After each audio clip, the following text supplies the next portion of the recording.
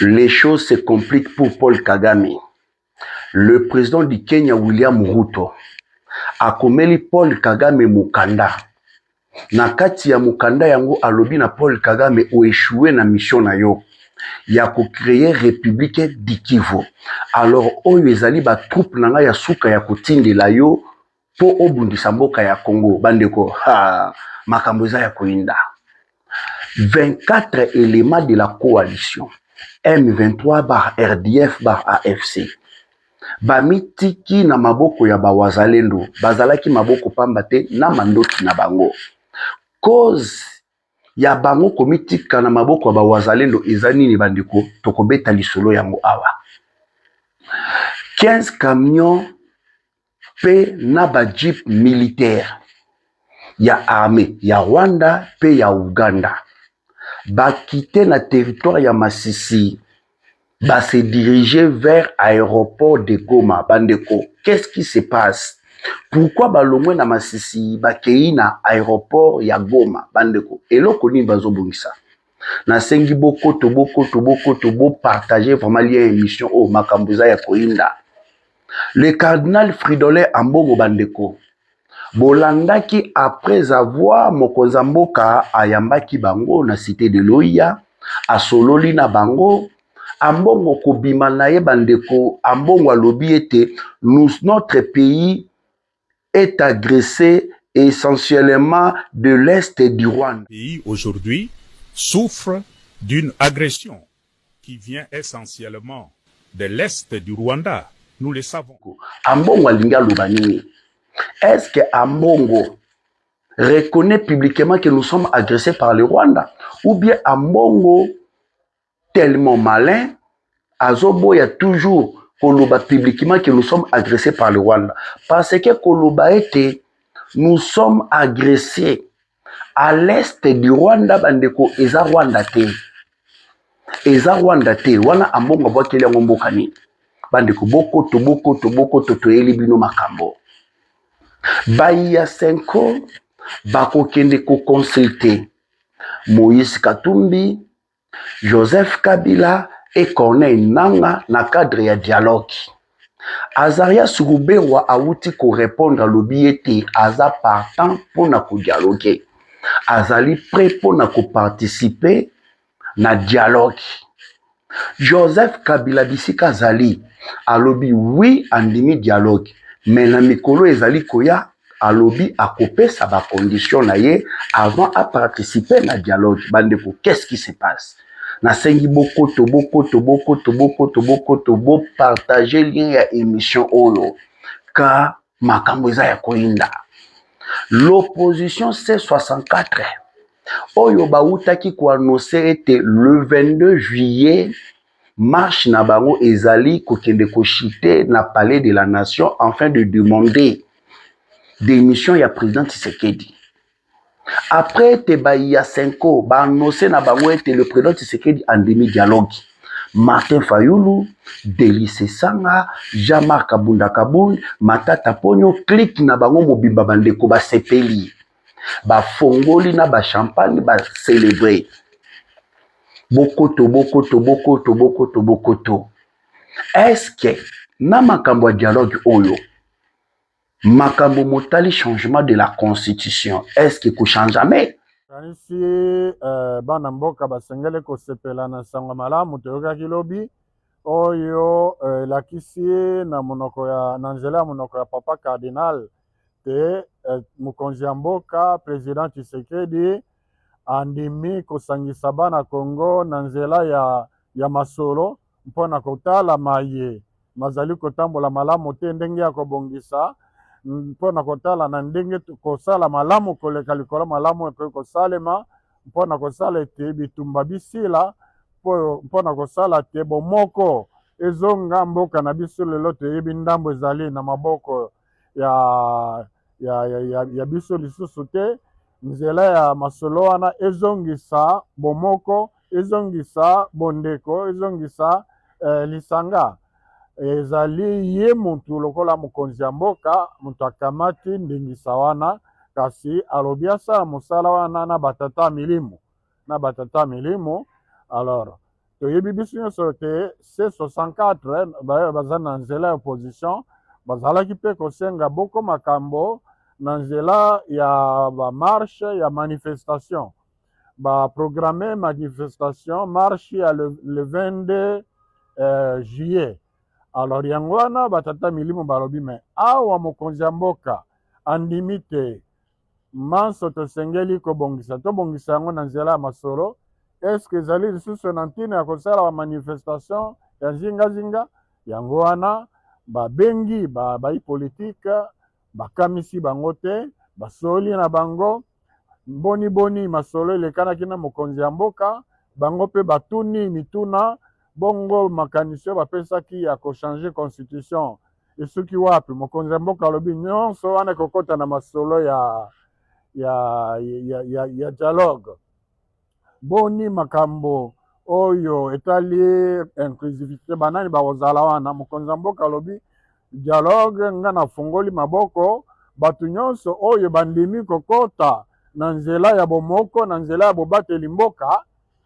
Maintenant tokomi na ngonga te ya kotala nani akozala nani akozala te, me principe yango wana efungwami na bana mboka oyo balingi komingisa na nzela ya masolo na nzela ya bomoko na nzela ya botiki bitumba, pamba te ntina monene ya masolo ezali botiki. Vérité za moko dialogue oyo ekobloquer changement de la constitution parce que bato nyonso wana oyo bakosangana mpona kosolola na dialogue wana bakoloba bango banso ete constitution ya Congo ekosimbama te.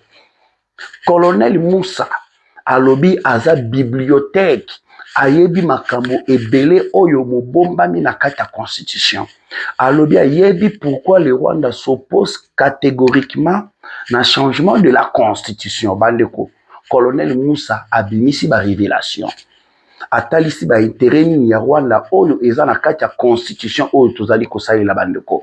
Constitution de 2006 car balobaka constitution ekoki kochangama te puisque ba intérêt ya Rwanda eza na kati ya constitution oyo. Vraiment, c'est un peu ça ba point oyo toko solola na bino, toko analyser na bino na émission mokolo mwalelo na KN8 télévision. Bonjour et bonsoir, ezali ko dépendre na ngonga oyo bozeli émission ya mokolo mwalelo car on est là pour vous informer en temps réel. On est là pour na kotalisa bino nani aza nani, nani azosala nini, pe nani oyo aza kobundela Congo. Le diaspora congolais de partout dans le monde, nzoto libanda ya mboka memolema na kati ya mboka ya Congo. Oyo ekoma bilei na bino ya tango liso ya koluka koyeba Congo elali ndenge nini, Congo elamuki ndenge nini, mambi matali politique ya Congo bandeko, makambo mozali ko se dérouler lo lenge kani. Voilà, sans plus tarder bandeko, to banda na mai oyo eza kolobama na ba réseaux sociaux mobimba mai oyo eza na actualité eza makambo motali dialogue. Le président de la République ayambaki baya 5 asololi na bango. Après bosololi toye komona ambongo alobi ete nous sommes agressés à l'est du Rwanda. Bandeko bandeko nabiso oyo toyokaki. Mais quand même, toujours qu'il y a un peu moins likolo. Je me suis dit, na zongila nano, maloba ya cardinal Ambongo. Na zongeli. Notre pays aujourd'hui souffre d'une agression qui vient essentiellement de l'est du Rwanda. Nous le savons. Ambongo atikali ko reconnaître publiquement te toko dénoncer publiquement, toko admettre publiquement que nous sommes agressés par le Rwanda. Ambongo voit que le Rwanda était. Beaucoup de gens ont pensé que nous sommes agressés à l'est du Rwanda, que Ambongo a pointé du doigt dans le Rwanda. Ok, c'est pas ça la réalité. C'est pas ça la réalité. Ambongo veut dire quoi? Voilà. Notre pays souffre d'une agression qui vient essentiellement de l'est du Rwanda. Donc, l'est du Rwanda a comme ville Rwamagana et le pays voisin à l'est du Rwanda, c'est la Tanzanie. Bandeko. Le pays à l'est du Rwanda, c'est la Tanzanie. Kolobaya Ambongo était, nous sommes agressés à l'est du Rwanda, Ambongo atalisi Tanzanie. Mais tu es bien au biso banso bandeko. C'est le Rwanda ne mutezali kubundisa biso. Cela démontre que Ambongo oyo aza au service du Rwanda akotikalaka ata mokolo moko te kotalisa mosapi na ye na mboka oyo ezali kobundisa biso, et surtout mwasi na ye azali rwandais.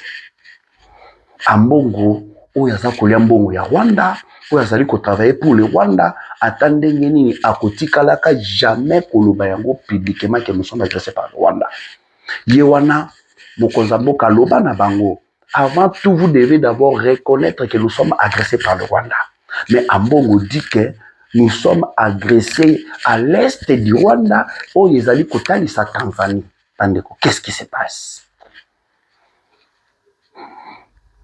Il y a 5 ans, bakokende ko consulter Moïse Katumbi, Joseph Kabila et Corneille Nangaa pour la makambo motali dialogue. Est-ce que le chef de l'État congolais, Félix Antoine Tshisekedi Tshilombo, na tango asololi na bayi ya 5 ans, est-ce que lobi na bango ete akovanda na bayi oyo baza na makila ba congolais na maboko? Bandeko, c'est là où il faut te mituna mutuna. Mais tokotaki na ba source, tokotaki vraiment na kata mozindo ya makambo, le chef de l'État congolais atikali kotalisa te ke akovanda na Kabila, akovanda na bananga na babomi ya ba congolais.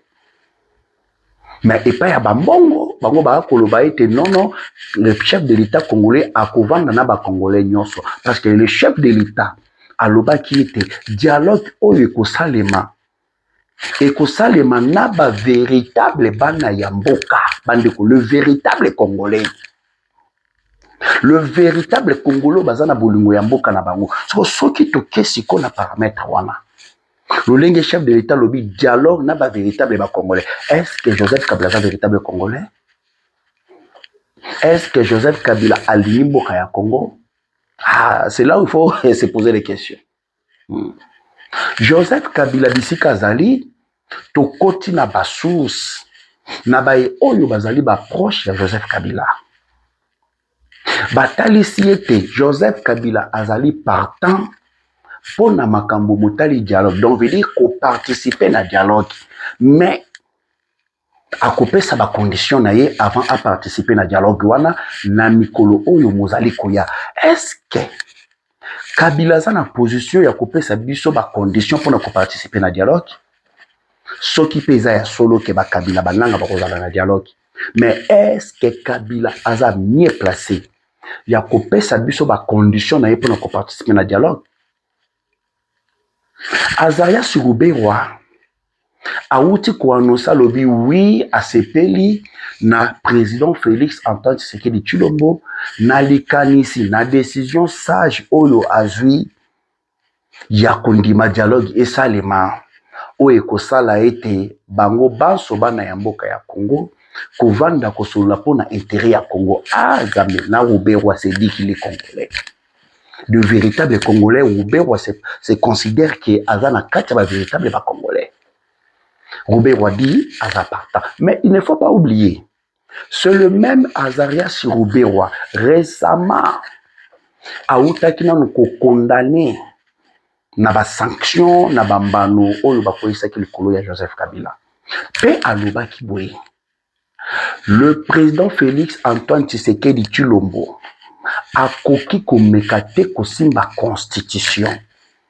Soki a franchir ligne rouge wana ayeba ete tokolongola na pouvoir décret ou de force. Là c'est Azarias Ruberwa. Aujourd'hui Azarias Ruberwa na esengwa lobi voilà décision ya malamu oyo Tshisekedi andimi que dialogue esalema. Donc esengo ya Azarias Ruberwa evandi na makambo motali constitution. Voilà, c'est là où on doit, il faut vraiment tout comprendre, madame normal. Donc, Ruberwa s'est payé pourquoi?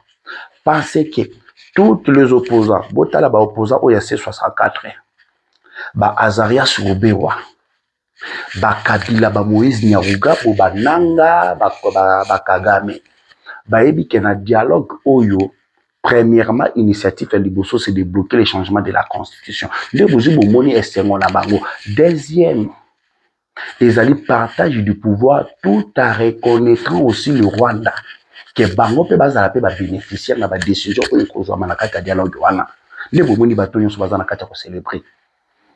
Baya C64, je vous dis tant de fois na lobakango tango nyonso baya C64 bandeko na lobakango tango nyonso bato wana babundelaka Kongo te, bato wana babundelaka peuple congolais te, mais bato wana babundelaka nde ba intérêt na bango. Na tango bayoki ke mokonzi ya mboka Félix Antoine Tshisekedi Tshilombo andimi ko dialoguer directement bato wana oyo baliaka mbongo ya Kabila, ya Katumbi pe ya Paul Kagame bafungoli ba champagne ba célébrer ba bini balobi voilà oyo tobandaki koluka yangoyo comme ça Kabila akozwa gende kozi na ye bananga ainsi ki bakagame bakozwa bagende kozi na bango na biso moko pe tokozwa pe part du gâteau na biso. Wana ezali ba C64. Colonel Moussa awuti kotalisa bandeko pourquoi le Rwanda ne veut pas que la constitution de la République démocratique du Congo esimbama. Parce que Rwanda za koboya lokola Rwanda eza kopesa mosolo na ba ya C64 oyo de ba opposant oyo moyen bango bandima changement de la constitution ezate ba kondima ba instruction oyo ezali kouta direct na maître na bango qui Paul Kagame et Joseph Kabila. Avec cette fameuse dialogue, moi eloko yo na kosenga na président de la République tango seko ya ko jouer stratégie ya makasi yango. Parce que initiative ya dialogue oyo eza initiative moko et ko bloquer même changement de la constitution. Na lobela ki même bay o balanda ki mission na ngana salaki lobby tango ba ya 5 ba annoncé que le président de la République a demi dialogue directement page ya ensemble ya Moïse Katumbi ba publier ba lobby voilà adieu changement de la constitution. Voilà oyoki bande ba publier ba lobby adieu changement de la constitution pour ba yebi dialogue wana ils vont bloquer initiative ya changement de la constitution. Colonel Moussa atalisi nini pourquoi le Rwanda s'oppose au changement de la constitution. Voilà bandeko to talisa bino makambo ezali. Le président de la République Nandenge a réorganisé armée formation ya ba jeune na ba unité songolo pakala aussi a bloqué Rwanda a joué diplomatie pour être mokili mobimba eyeba que la République démocratique du Congo est à la victime depuis des années de l'agression rwandaise. Le minerai que Kagame a se vantaka, le minerai que Kagame a tekaka, eza ba minerai ya makila, ba minerai o ya tangisi makila ba congolais pour azwa le chef de l'État, la diplomatie na mokili mobimba et comprendre au Rwanda a salakana mabele ya Congo. Le chef de l'État de la diplomatie a bondi pour que la République démocratique du Congo ait la scène internationale. Aujourd'hui, bisika nyoso baza ko beta sujet ya Congo, Congo a comme ko participer. Nyoso oyo bandeko ezali diplomatie moko ya malamo oyo esali yete Congo ezongela honneur na yango. Ba Congolais bazongela fier na bango, bazongela valeur na bango. Sur le président Félix Antoine Tshisekedi Tshilombo. Un jour atiki pouvoir, mais atikali kosimba constitution ya mboka ya Congo te. Donc ba effort nyonso ya zasali ekili na mai. Bitumba nyonso abundisi Kagame bandeko na mai. Ba militaire na biso bazwi ba kufi pona kubundela mboka. combat na bango wana nyoso, sacrifice na bango wana nyoso bandeko, et qu'on représenter zéro, ce qui chef de l'État a tiré le consigne ma constitution OT. Si le président de la République a changé constitution OT. Pour nani nazali koloba yango, ezali na mae oyo colonel Moussa Aouti koloba. Colonel Moussa alobi nini? Colonel Moussa alobi, je suis ici comme bibliothèque pour vous éclairer à ce qui concerne la guerre de l'Est menée par l'Empire Ima Tutsi. Savez-vous pourquoi les Rwanda Tutsi disent que si on change la constitution, ils vont aussi proclamer un État indépendant du Kivu? La réalité est ceci. Là, c'est le colonel Moussa. Alobi Yaliboso, la constitution qui a été promulguée le 18 février 2006 et adoptée par le référendum sous Joseph Kabila a été rédigée en se référant sur les cahiers de charges du RCD Goma et l'accord de Saint-City. Ah, bandeko. Et l'accord de Saint-City. D'autres tests ont été tirés dans les décrets loi qui étaient utilisés par le RCD Goma pour gouverner les zones qui étaient sous leur contrôle. Quand nous parlons de RCD Goma c'est le Rwanda parce que ceux qui te bandit na CN2P, RCD, M23 par RDF, AFC. RCD, c'est les Rwanda. Donc, constitution, il y a 2006. Et Salema, sous cahier de charge, il y a RCD Goma, ou Rwanda. Ainsi que de l'accord de Saint-City. Nakati, il y a constitution, donc, Bateste Moussousou ont été tirés dans les degrés de loi qui étaient utilisés par le RCD pour gouverner les zones qui étaient sous leur contrôle. Donc, la constitution que nous avons est la constitution de la balkanisation. Est la constitution de l'occupation. Est la constitution de la trahison. Nous parlons de la balkanisation des pays. Tout qu'on soit des Fayou nous disent que le président Tshisekedi est en train de balkaniser la République démocratique du Congo. Le président Tshisekedi a zali kokumba plan ya balkanisation de la République démocratique du Congo, tous dans le nucléaire. Bango baza koloba ete que chef de l'État congolais aza complice na Paul Kagame pour na ko balkaniser mboka ya Congo. C'est ce que ba opposa wana C64 bato lokuta balobaka. Mais tomi tuna motuna. La constitution de 2006 na ba loi ba article oyo eza na kati et balkanisa déjà mboka na biso et pesa contrôle ya ba mabele na biso na Rwanda. Siko le président Tshisekedi alinga changer constitution pour na kolongola balkanisation eza na kati ya constitution pour na kokata ba intérêt ya Rwanda oyo eza na kati ya constitution mais bino ba oyo boza koloba ete toza kobunda pour ete le Congo eza la balkaniser te mais vous supposez na changement de constitution oyo déjà et balkanisa déjà mboka ya Congo. Bandeko bozo na habité de ce côté là so bozo comprendre. Ah, pourquoi on doit changer cette constitution? Tous allez qu'on continue. En tout cas, franchement, Congo, mon pays. Dans leur accord, ils ont signé qu'ils ne changeront jamais cette constitution. Dans l'accord au Bazu Basala, où Sala a été cahier de charge à RCD Goma, intérêt à Rwanda, et puis sa pouvoir à gouverner la province de Rwanda, Baloba était constitution, et qui jamais qu'on change jamais. Et qui jamais qu'on change jamais. Pour être la République démocratique du Congo, notre pays, est à la libérer. On doit se préparer militairement avant de changer cette constitution. Il faut se préparer militairement parce que le Congo sera libéré rien qu'un affrontement direct avec le Rwanda. Babylone, il y a un dialogue, je l'ai dit, ne changeront rien en République démocratique du Congo. Parce que tout dialogue combien de fois depuis 1996 jusqu'à nos jours, tout dialogue combien de fois. Solution n'est même la Congo. Ah, ce qui est dialogué, Kagame a créé M24 donc ekolongwa M23 tokokoma na M24 par RDF. Seule solution pour libérer la République démocratique du Congo ezali affrontement avec le Rwanda. Ah, bandeko, je pense bien de ce côté-là vous comprendre.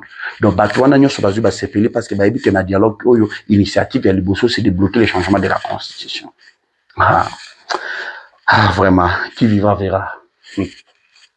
William Ruto akomeli Paul Kagame mokanda.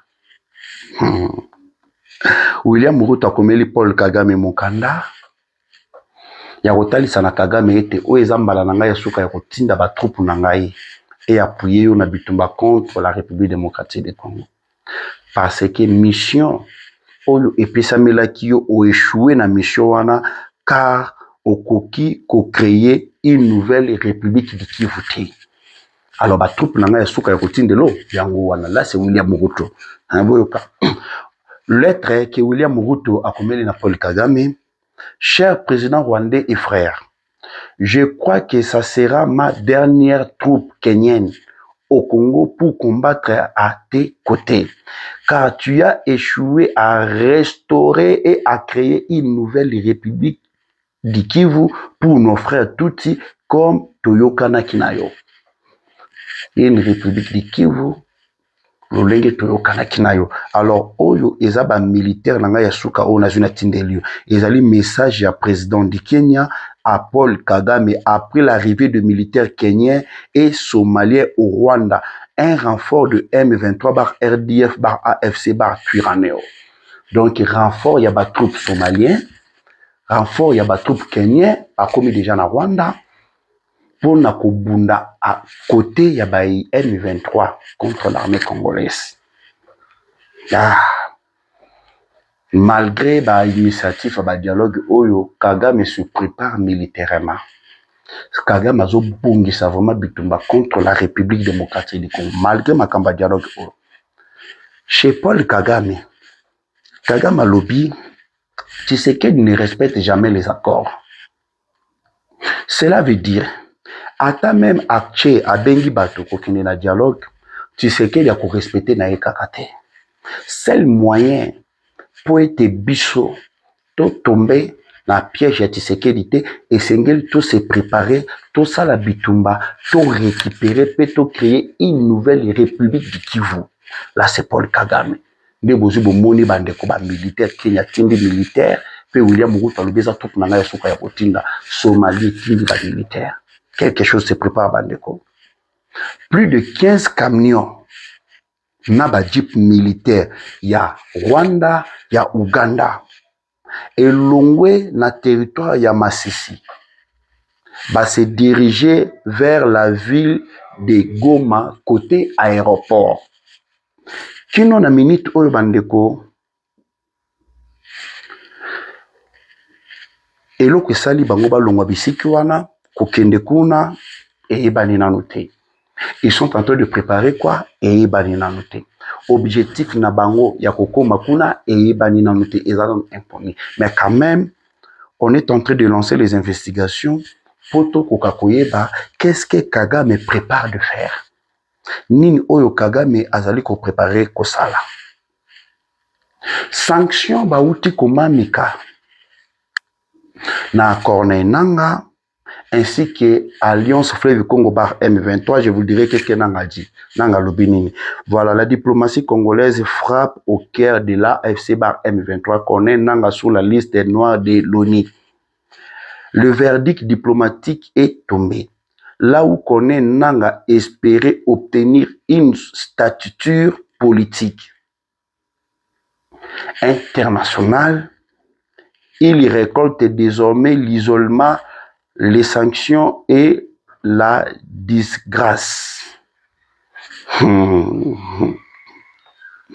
Le Conseil de sécurité des Nations Unies vient d'adresser un message sans ambiguïté.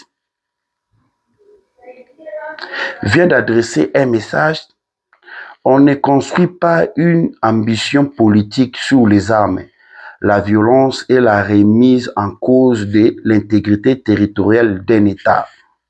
Un véritable coup dur pour la FC bar M23. Donc, nanga nenga zawana akosomba bamandoki uta libanda te pona koyaka appuyer ceci cela non. Donc venir bloquer encore grâce à la diplomatie de la République démocratique du Congo. Na niveau ya Goma nanga lobi boye. On nous a sanctionnés par les Américains, on nous a sanctionnés par les Européens, on nous a condamnés à mort à Kinshasa et maintenant par l'ONU. Alors, nous luttons pour exister, a déclaré Koné.